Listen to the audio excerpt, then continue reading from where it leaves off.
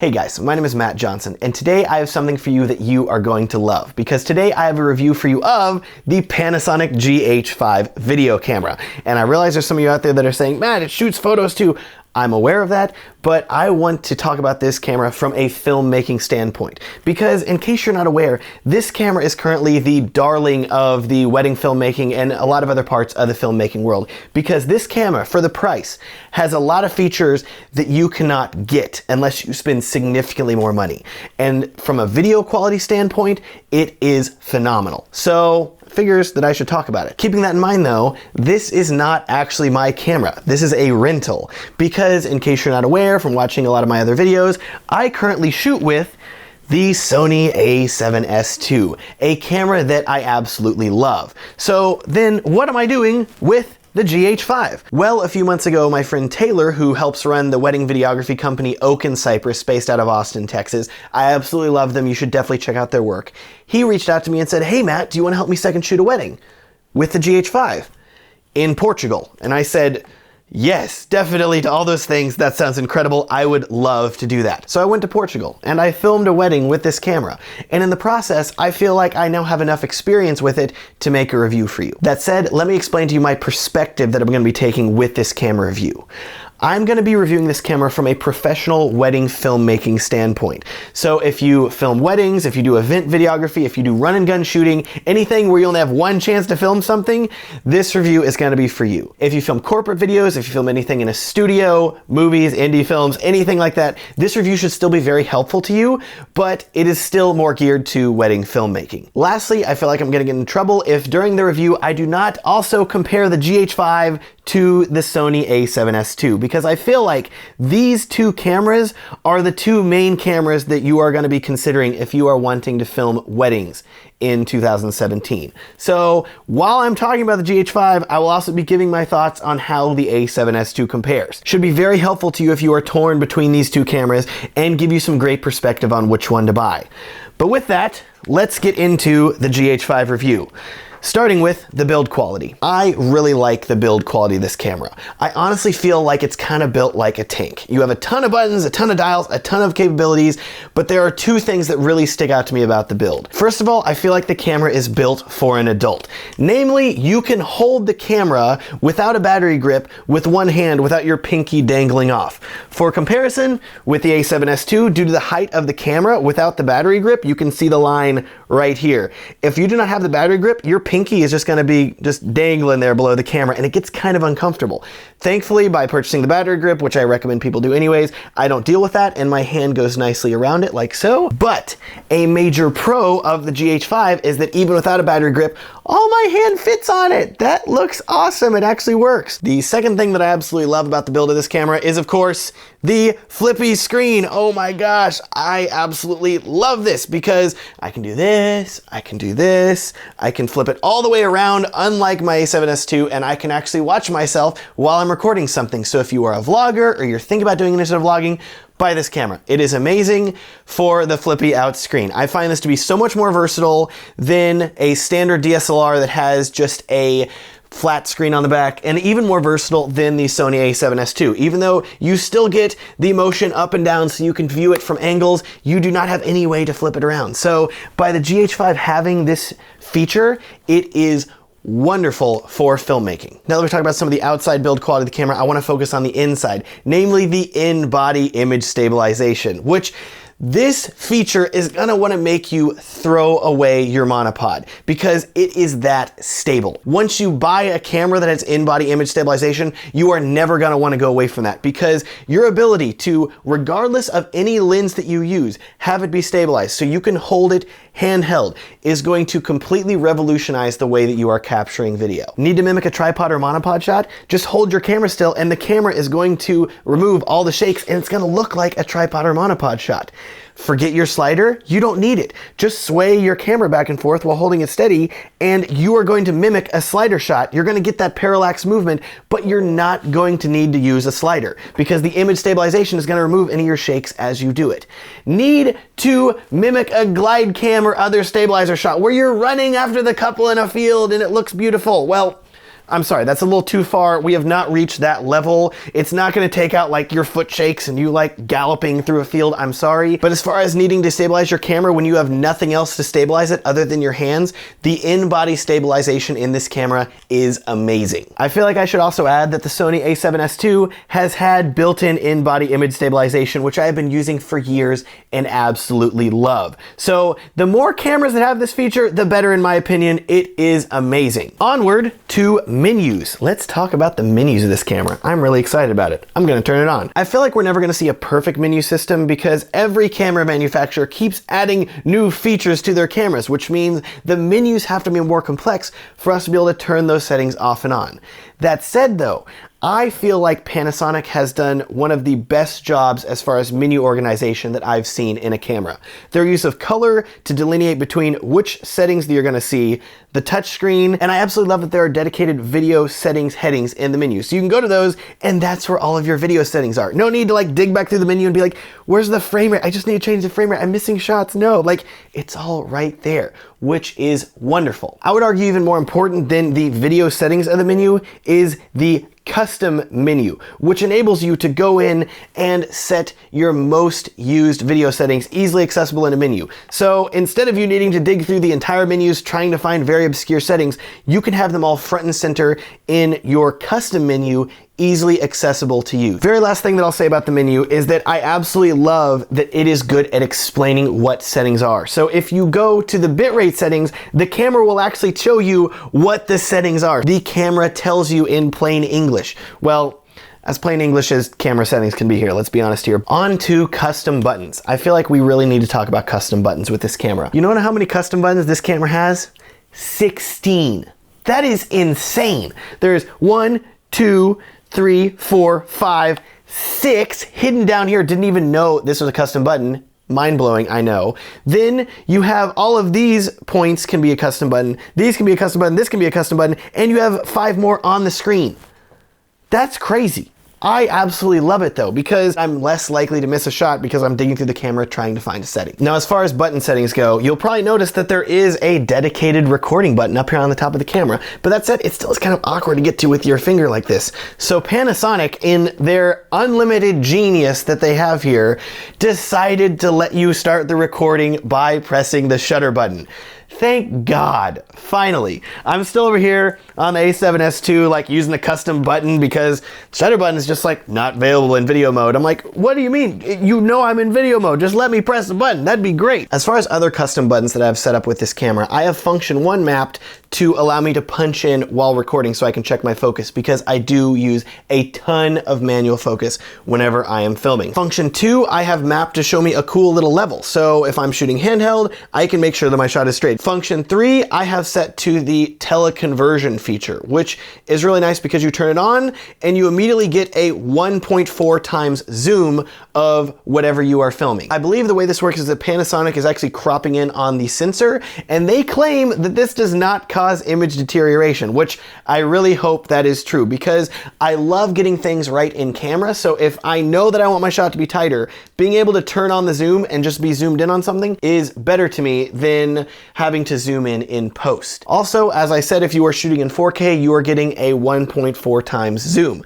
But if you are shooting in 1080p, you get a massive 2.7 times zoom. So suddenly your lenses are getting real long, and if you're in the back of a church trying to film the groom, you are gonna be able to see his nose hairs from that far back. It is that awesome. Custom button 4, I have set to my monitoring LUT because I like shooting with this camera in vlog, and so it has a built-in color LUT. So instead of you having to look at super flat footage from vlog, you can turn this on and suddenly your footage looks colored and saturated, and it's gonna be easier for you to gauge white balance whenever you're doing that. At this point, you're probably like, really, Matt, you're gonna go through all 16 of the custom buttons you have set up? Well, no, actually, because I only have 4 set up. I'm sorry, but between the custom menu and the function settings and the dedicated white balance and ISO buttons that are already included on the camera, I really don't find myself digging into the menus that often, and with these custom button settings, I am pretty darn set. We should also take a second here to talk about the dials on this camera, which I realize you're like, dials, really, Matt?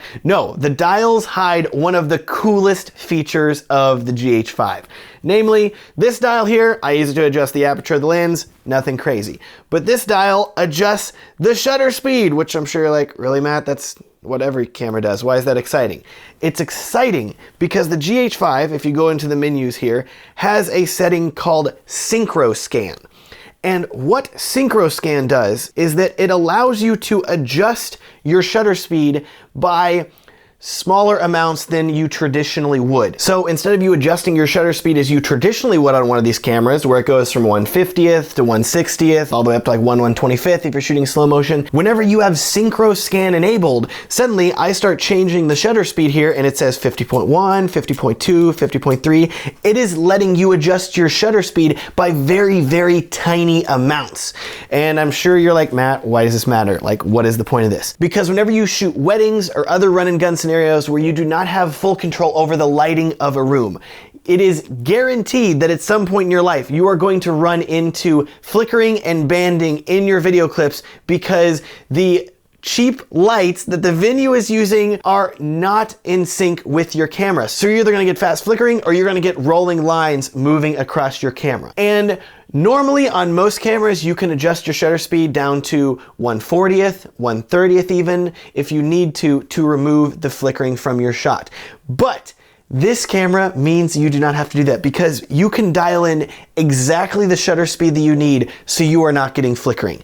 That is insanely massive, and I wish that this Synchro Scan was in every single camera. It kills me that it's not in the A7S II. Now let's talk about the mode dial at the top of this camera. And all cameras have mode dials, but this one is special because it has 5 custom presets that you can use to save your settings. So the way that I have my mode dial set up is that I have C1 set to record in 4K at 24 frames per second in 10-bit. C2 on the mode dial I have currently set up to record 4K at 60 frames per second. So I'm filming something at 24 frames per second. Oh man, something cool is happening. I need it to be in slow motion. Well, I flip the switch to C2 and immediately I am in 4K at 60 frames per second and I am ready to shoot this moment. C3 I have currently set up to record in 1080p. And the reason is because, as I was saying, there is that awesome teleconverter feature where you can turn it on and immediately you're zoomed in really close whenever you're shooting in 1080p. You'll notice though that I said that there were 5 presets and there's only C1, C2, 3C on the back of the camera. Well, C3 actually holds another 2 presets. So if you switch to C3 and then you press the icon with the camera in the top left, it says custom mode C3.1, C3.2, and C3.3. And any of these 3 are completely configurable and savable presets. So that is wonderful if you need even more settings than what you already have. C3 is hiding more. But all that said, I have bad news for you. I'm about to share with you one of the biggest cons that I've experienced with the GH5. As I've explained to you, I prefer shooting by saving my custom settings. So custom setting 1, 4K 24, custom setting 2, 4K 60. And for a wedding, I feel like it's very important to be able to change those settings very quickly back and forth between the 2 of them. The issue that I have with the GH5 is that whenever you are using these custom presets and you turn the camera off, and then you turn the camera back on, it immediately reads that preset file and changes your camera to those presets, which that sounds like a great thing, right? Yeah, I wanted to pull up those presets, that's great. But it also pulls up those presets even if you have made changes to them. So let me give an example about why this was a problem. At the wedding that we were filming in Portugal, the bride and the groom were both getting ready in rooms right next to each other. So we were often running back and forth between the 2 filming them. We'd film the bride getting a bit of her makeup done, then we'd go and film the groom hanging out with his groomsmen. Then we'd film the bride getting her hair done and we'd film the groom getting dressed. Back and forth, and the camera settings were different between these 2 rooms. Different white balances, different aperture, different exposure. Oftentimes, I would find myself filming the bride, and then I would run over to the groom's room and I would change the camera to a different aperture and ISO setting to match the groom.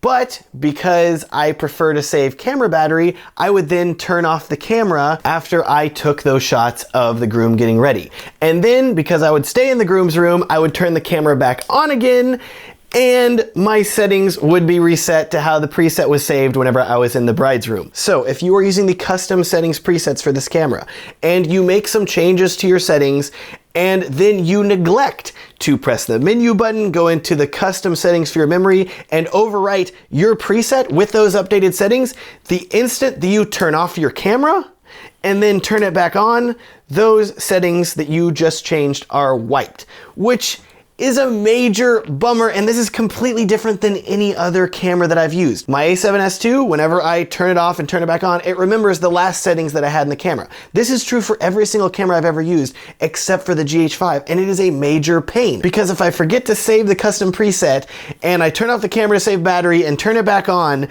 I suddenly am digging through like, okay, I need to change the white balance really quick, I need to change the aperture, and I'm missing moments that are occurring because my camera decided that it wanted to override my settings.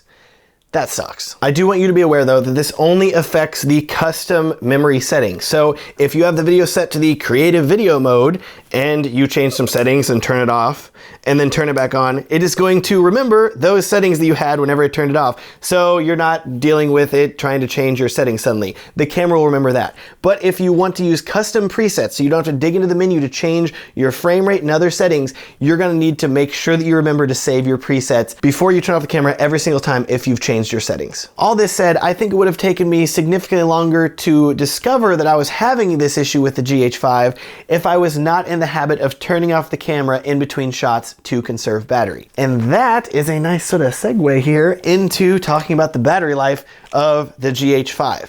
And this camera has pretty awesome battery life. And if I had to rate it, I would say that these batteries probably last 1.5 times as long as Sony's A7S II batteries. But what I will state is while the battery life that I experienced with this camera was good, it was not as completely mind-blowingly awesome as some other internet posts that I have seen led me to believe. And maybe some of that's just me and the way that I was shooting the wedding using this camera. Because once I learned that the camera was resetting my settings every single time that I turned it off and turned it back on, I started leaving it on for longer periods. So I would go 5 minutes at a time, maybe 10 minutes at a time with it on, not recording, just on, so that way I didn't have to go in and make sure that my settings were saved. But I'm sure that that came at a cost of battery life, because between me filming the establishing shots, the bride and groom getting ready, and the full wedding ceremony, which lasted approximately 30 minutes or so, I would say, I went through 3 Panasonic GH5 batteries, which,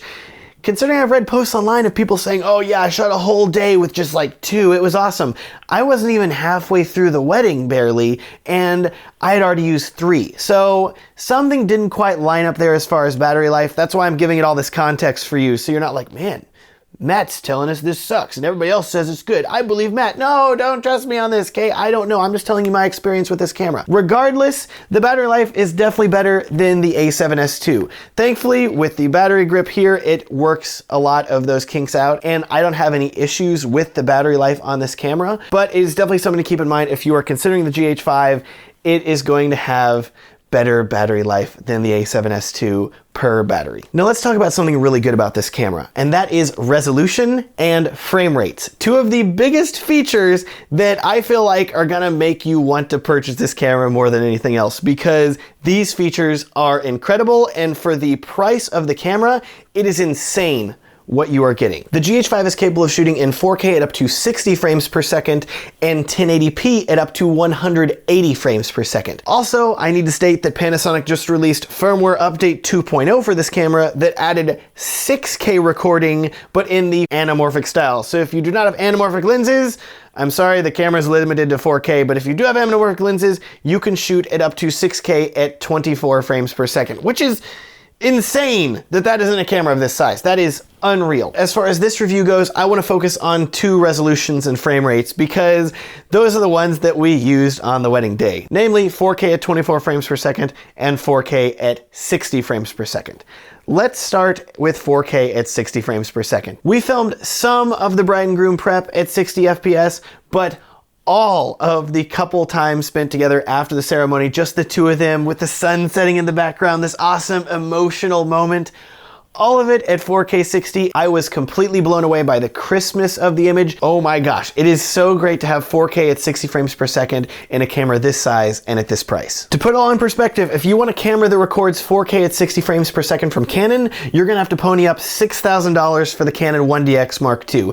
And if you want a camera that records 4K at 60 frames per second from Sony, you're gonna need to drop $7,500 on an FS7. So this camera for $2,000 is quite a bargain. Now 4K at 24 frames per second on this camera looks even more amazing, which is really hard to say because the 4K 60 looks really good, but 4K at 24 and up to 30 frames per second looks even better because at those frame rates and resolution, this camera is capable of recording in 10-bit color. So what is 10-bit color? I'm gonna try to summarize 10-bit color as simply as possible. Cameras record colors. And the way that most digital cameras record color is by using red, green, and blue. Because if you have the three primary red, green, and blue colors, you can make any other color by mixing these colors together. With most cameras, such as the Sony A7S II, or all other mirrorless or DSLR cameras on the planet right now, record video in 8-bit color. What is 8-bit color, and what makes it different than 10-bit color? 8-bit color means that your camera is capable of recording 256 different shades of red, 256 different shades of green, and 256 different shades of blue. And then it's able to mix all of those together into millions of different colors. Sounds great, right? Well, the GH5, because it records in 10-bit color, is capable of recording 1,024 different shades of red, 1,024 different shades of green, and 1,024 different shades of blue. So substantially more color information. We're talking billions of colors. That is awesome because that means this camera is recording more color information than this camera. How does that benefit us though? Namely, it benefits you in color grading because if you've ever color graded something and you had the wrong white balance, or you were trying to do a heavy grade where you're like, oh, I want this thing to look dark and moody, and you're pushing the color and then things are starting to get blocky and then it's starting to fall apart and you're like, no, I wish this looked better. The reason oftentimes is because your camera is recording in 8-bit and you have pushed the camera codec and the color information to its absolute limit, and the camera's saying, I don't have any more shades of color. I got 256, you're out, I'm sorry. With the GH5 though, you can push these colors significantly further than you can on the A7S II because you have so many more different shades of color to work with. Now we shot with the GH5 in Vlog, which is Panasonic's proprietary flat picture profile that's to be used if you want to then color grade your footage in post. Because we were shooting with multiple cameras, we had the GH5s, we had a smaller Panasonic that was a safety angle for the ceremony, and we had the A7S IIs. We wanted to shoot in a flat picture profile so we could match all of these cameras easily. Thankfully, we had Vlog and we had S-Log3, so we were able to match them. The benefit of Vlog, especially with the 10-bit color of the GH5, means you can push your image and change your colors in very extreme ways. I do want you to be aware that if you are shooting with Vlog with the GH5, it has a minimum ISO of 400. So if you are shooting outdoors in the bright sunlight, it's definitely not as bad as the minimum ISO 1600 on the A7S II for its S-Log footage, but still be aware that you may need ND filters if you are going to be shooting outdoors in the sunlight at ISO 400. Panasonic's latest firmware update also added 4K recording at up to 400 megabits per second, which is unreal. Unfortunately, we did not have SD cards that were fast enough to handle that bitrate, so we were not able to test that out. But the footage that we shot at the 150 megabits bitrate still looked really great. So where does the 10-bit of the GH5 leave us with Sony with the 8-bit on the A7S II? Honestly, in my experience shooting with both of these cameras, I have not noticed a massive night and day difference in color or quality of the footage. I'm not like, oh man, the A7S II sucks now, this footage is horrible. No, I still think it has very good footage. So if you're considering a toss-up between the two of these, it's gonna be a tougher decision than just like, 10-bit's the best, it needs to happen. That said though, GH5 definitely does look very good. Next, let's talk about SD cards. As long as you are not trying to make this camera record in the ridiculously high 400 megabits per second bit rate that just came out with the new firmware, you are going to be fine if you use the same memory cards that I use for the Sony A7S II. Namely, SanDisk 95 megabit per second SD cards. These work fantastic. The difference though between this camera and the A7S II is that this camera has dual SD card slots, which is a feature that I honestly wish was on every single camera ever, because it is so useful. Allow me to tell you some of the features that are enabled by using the dual SD card slots on the GH5. The GH5 has 3 different capabilities that come from using dual SD card slots. The first is called Relay Record, and if you put 2 SD cards in the SD card slots, the camera will intelligently start recording to one, and then whenever that card is full, it will seamlessly switch over to the other card, continue your file exactly where the first one ended so you do not lose any frames or anything like that, and continue recording. But then you're saying, well, what happens when the second card fills up? Well, the GH5 has an awesome feature where you can actually hot swap the cards. So if I'm recording on card A and gets full and it switches to card B, I can then take out card A while it is recording to card B, and it will not affect the recording at all. So I can then go dump this footage, then put it back in, and then whenever card B is full, it'll switch back to card A, and you can feasibly record forever. That is, as long as you have enough batteries and memory cards to record forever, which sounds expensive. Second feature of the dual SD card slots, and this is the one that I feel like is gonna appeal to professional filmmakers even more, is the backup recording function. So let's say that you're paranoid because you are filming a wedding and it is a one-time event and you do not want to lose your footage. And so you're saying, I need to take every single possible precaution, no matter how rare it is for an SD card to fail. I want double everything, I want backups. Well, in this case, backup recording allows you to record the same photos and video clips to 2 SD cards at the same time. So you put 2 cards in here, you can record to both of them simultaneously. Having dual SD card slots is a great way to have a backup of your footage. I do feel like I need to say now that the A7S II only has 1 SD card slot. And I get people asking me all the time, Matt, aren't you scared? Aren't you worried that you could lose this card and then you lose all your footage? Oh my gosh. I will say that yes, that is a fear. But in my experience, after shooting weddings for nearly 8 years now, I have never experienced an unrecoverable card failure. Thank God. I have had a file get corrupted that I was then able to recover, but I've never had an SD card completely die on me, because SD cards are honestly one of the most sturdy items on the planet. They find these things in underwater dives in cameras years after and they still work. So in terms of failure, you are far more likely to lose this card or have something else on your camera break before your memory card breaks. Last feature of the GH5's dual SD card slots is a feature called allocation recording. And what that does is that it will record photos that you take to one memory card and videos that you take to another memory card. I shoot a lot of time lapses in raw photos, and those take up a lot of space. So the knowledge that I could shoot time lapses to one card and then shoot video with another one without that filling up the same card, that's pretty appealing to me, and I think that's a really cool feature for them to include. Let's talk about camera lenses. The GH5, with its micro 4/3 lens mount, is capable of taking an absurd amount of different lenses for the camera, because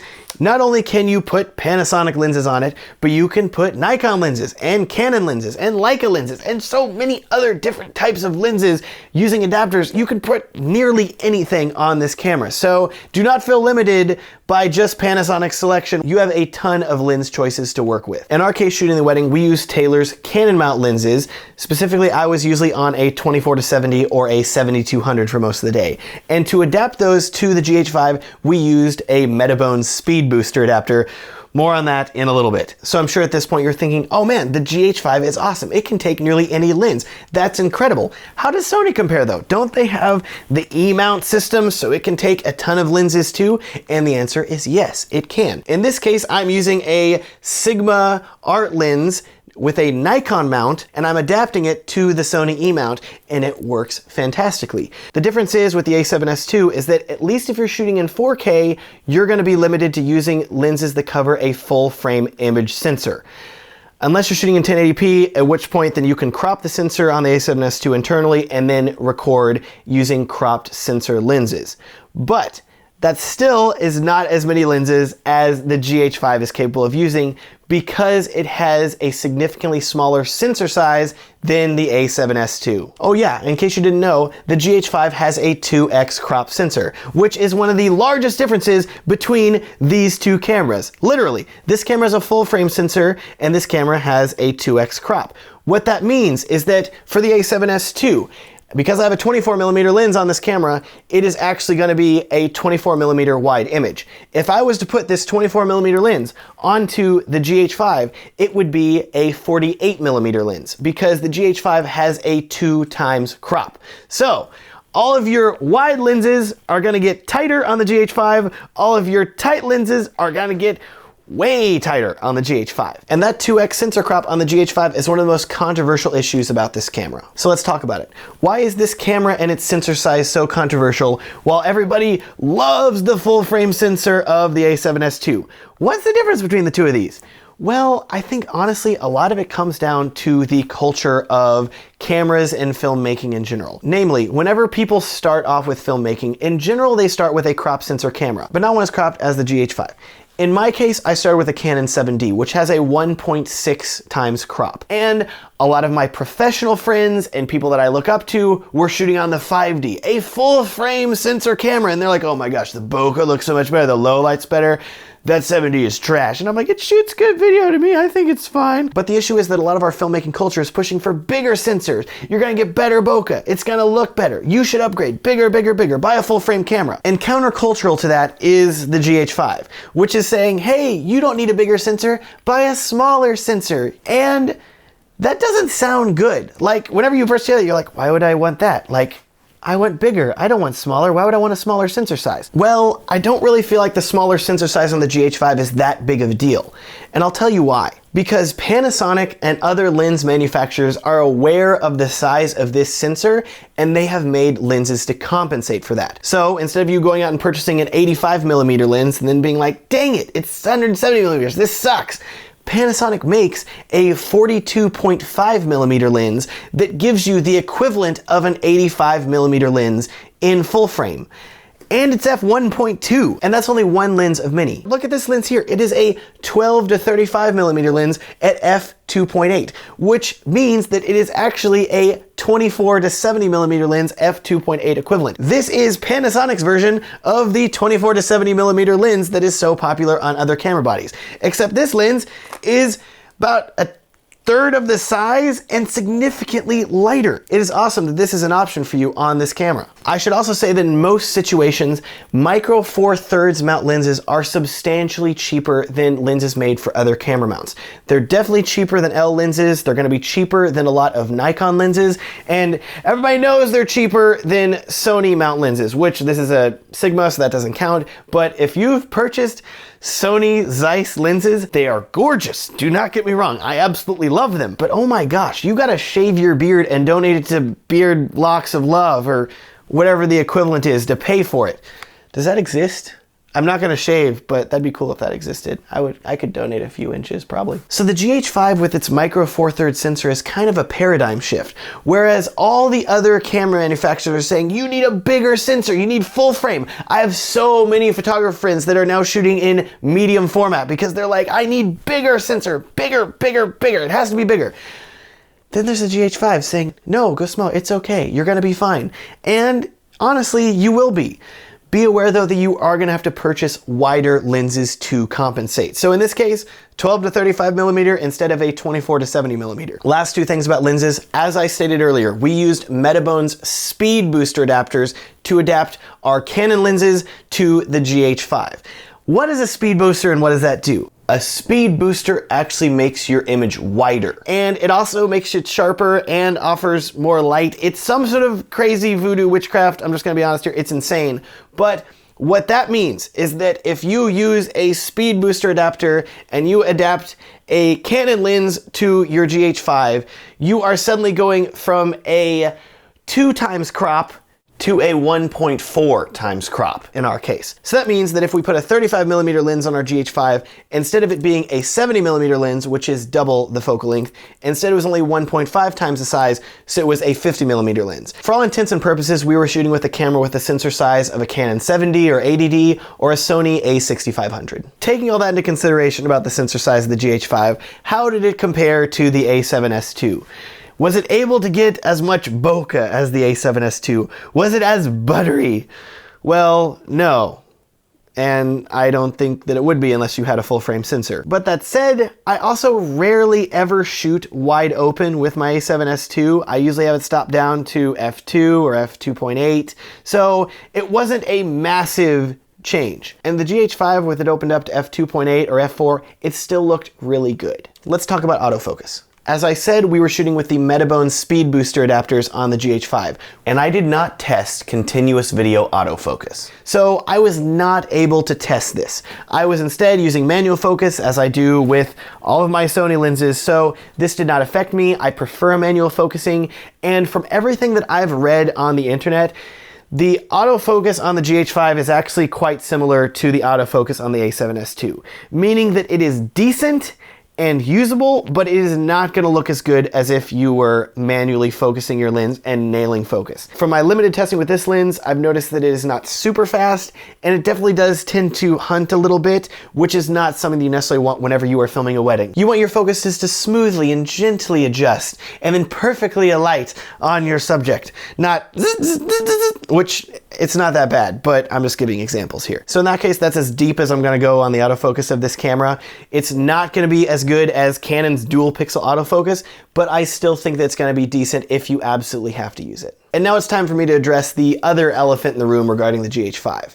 This is probably the most controversial aspect of this camera, and it's also the point where I'm going to stop being so nice to the GH5. And that is, of course, low light performance. I'll say it straight to you guys. Low light performance with the GH5 is very weak. When I was shooting the wedding rehearsal dinner and it was a darker scenario, and so I had to start bringing up the ISO to compensate, I felt like I'd gone back in time and I was using my Canon 7D, a camera that came out in 2009. You may have also noticed in this review that I talked a lot about whenever we filmed the bride and groom getting ready looked awesome on the GH5, and the wedding ceremony looked great on the GH5. But I haven't talked about the reception at all. And there's a reason for that. We did not shoot the wedding reception on the GH5. As soon as the sun went down, we immediately switched over to the Sony A7S II because the low light performance is so much better. And for me to properly explain how the weak low light capabilities of the GH5 made me feel, I need to tell you how much the A7S II has changed my life. Because up until shooting with the A7S II, I experienced something that I feel like a lot of filmmakers experience. And there's not a scientific term for this, but I call it high ISO stress, which is something I used to experience before I started shooting with an A7S II. And to give you an example of what high ISO stress is, I'll use the GH5. So let's imagine that we're shooting a wedding and we're at a church or a venue and they are incredibly strict about lighting. The sun has already started to set, there's no natural light coming in, the lights are dim because they want them to be dim, maybe the lighting guy isn't even there so nobody even knows how to change it, and it's more of a traditional wedding so you can't necessarily go up there and like set up LED lights like, don't mind me, I just need my light for this thing here. That's not gonna fly. So what are your options? You need to shoot with a fast lens and you're gonna need to turn up the ISO. So you go to your GH5 and you're saying, all right, let's turn up the ISO. So we'll start at 400. It's still really, really dark. You can barely see it. You're like, oh crap, okay, let's turn it up higher here. So let's bring it up to 800. And from what I've read online, people say that 800 is about the highest level that you wanna go before you start introducing noise into your image. So it's still really dark though, we're gonna have to go above 800. Okay, let's bring it up to 1600. And now you're at the point where I was at the rehearsal dinner. You're starting to see visible noise on your viewfinder, which you know that's gonna be visible whenever you're looking at the image in 4K. And you're thinking to yourself, I really hope that I don't have to go higher. But it's still really, really dark, so you're saying, all right, we gotta go on here. Okay, 3200. Hopefully that'll do it. But at that point, you are seeing significant noise on your viewfinder and you're thinking to yourself, I wonder how long it's going to take me to apply Neat Video or Red Giant Denoiser to just the entire ceremony. So what can we learn from this? With the GH5, I would not recommend going above ISO 1600 with this camera, because once you go past that, the image is going to start looking gnarly and deteriorate very quickly. When we were shooting the rehearsal dinner and I was up at ISO 1600, I started having this voice in the back of my head and it was saying things like, I hope the image looks good enough. I hope it isn't too noisy. Can I turn it up brighter? No, I don't want it to look bad. And it was a feeling and a voice that I have not felt in a very long time. Now take that story about the GH5 whenever I was shooting at ISO 1600 and compare it to this story about the A7S II from a wedding that I shot back in March. I was shooting a wedding for an awesome couple named Marie and Drew, and their entire concept for the wedding day is that they wanted it to be after sunset. They wanted it to be in a small chapel that is open air, lit only by moonlight and some torches, which that's real dark. So to compensate, I begged. I was like, please let me set up my RE150 watt spotlight. And they said yes. So I was lighting with my RE150 watt spotlight and torchlight. Literal gas-powered torches, burning flames coming out of the sides of the chapel. Even with the torches and my spotlight, I was still at f1.4 and ISO 20000 on the A7S II to compensate. And what's really funny about it is that I was getting YouTube comments on the video from people saying, you've got a lot of flicker in your shots. Have you thought about using a plugin to remove that? And I had to reply saying, it's literal torchlight. Flames burning. It's not an electronic flicker. I cannot remove that in post because it's so random. I'm sorry. But this is a wedding that I could only shoot with the A7S II if I wanted it to look good. And because of the high ISO capabilities of this camera, I was able to compensate and make a wedding film that I was really happy with. This is a wedding that I don't think I could have even shot with the GH5 because the chapel was so small and crammed with people that I don't even know where I would have tried to put lights to compensate for the darkness. Plus, that was not what the bride and groom wanted. Their vision was for it to be darker. So I wanted to work with them and make sure that their wedding film matched their vision for their wedding day. So that story brings us back to the weak low light capabilities of the GH5. And I would now like to address the roughly weekly argument that I see online.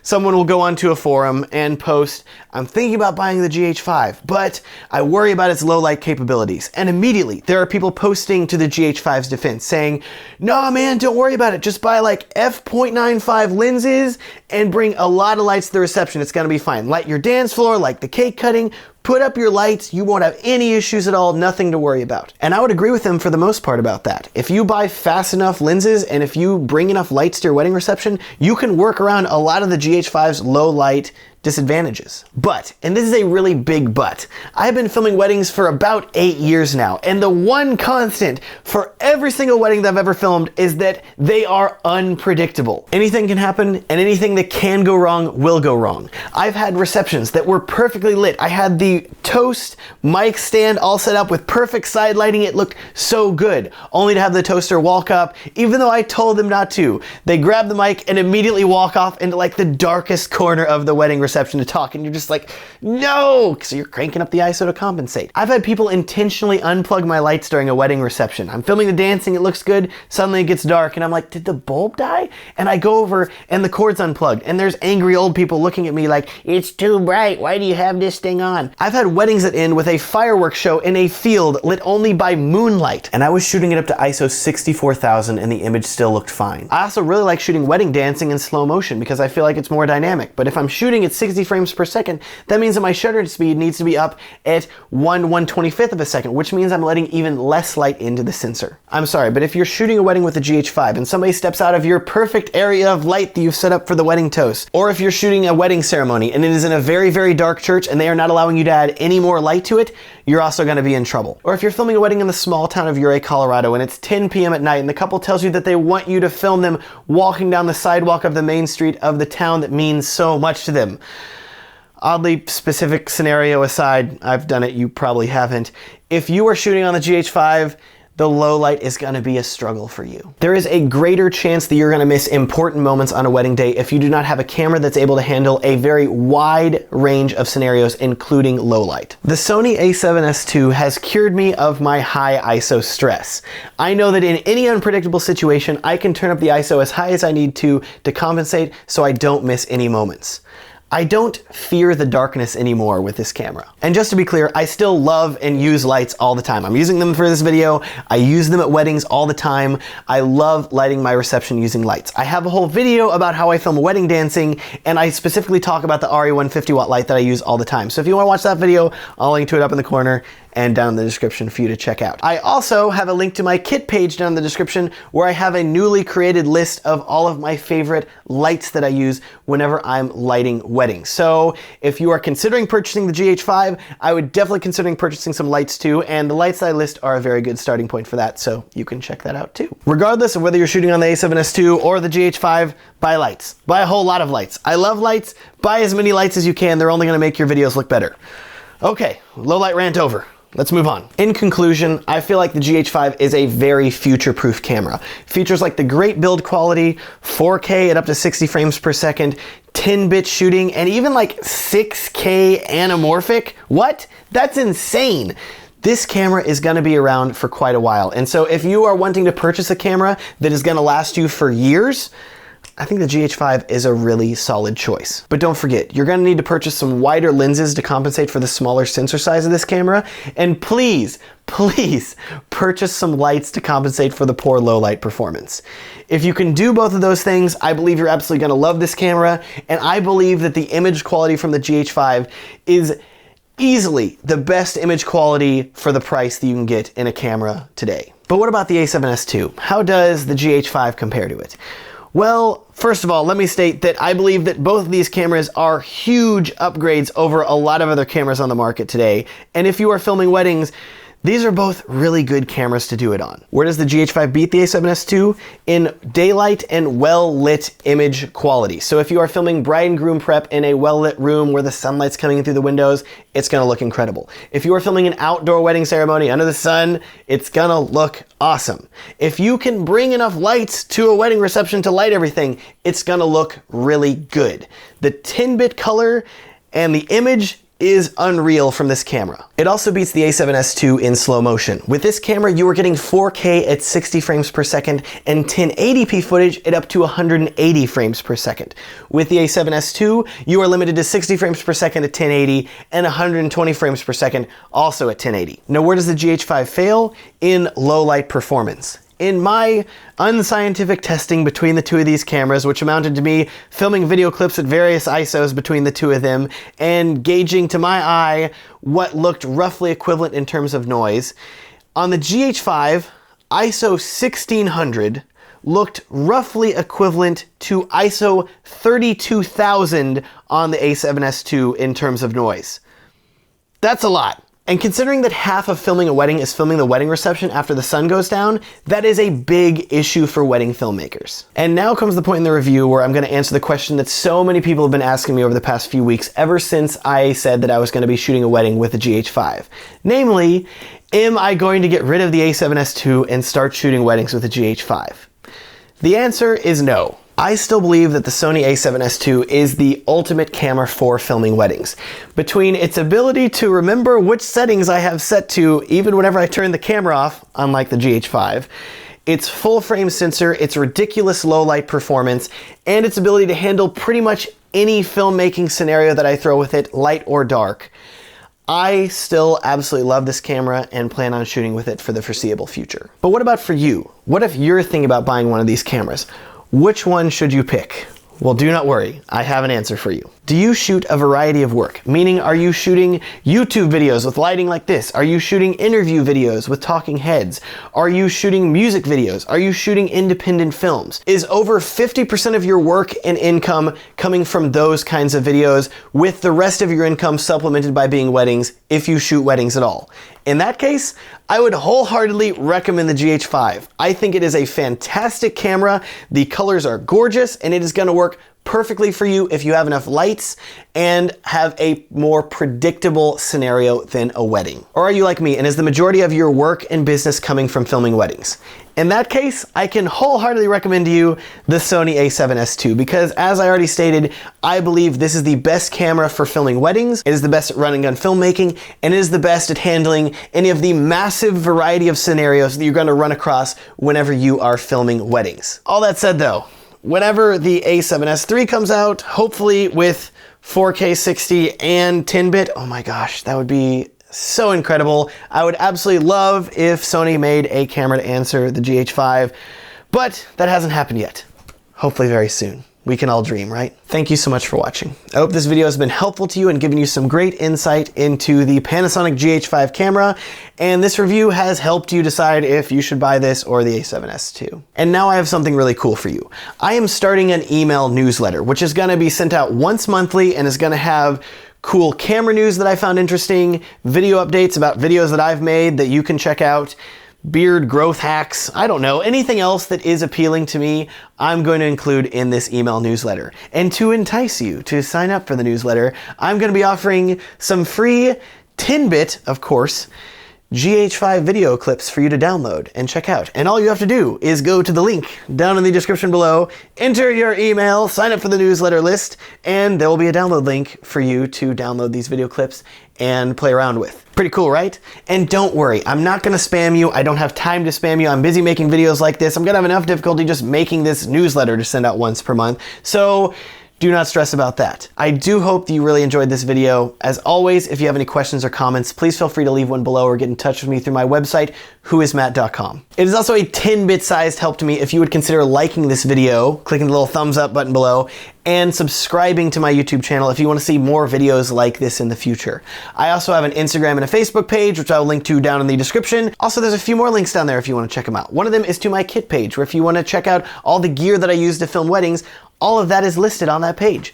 If you want to sign up for consulting, there's also a link for that, where you can talk to me one-on-one about filmmaking and I can help you get better. That'd be pretty cool too. Lastly, link 3, there is a link to my wedding film production company, Film Strong Productions, down in the description if you want to check it out. That's where I post all my wedding films. Thank you so much for watching and have a great day.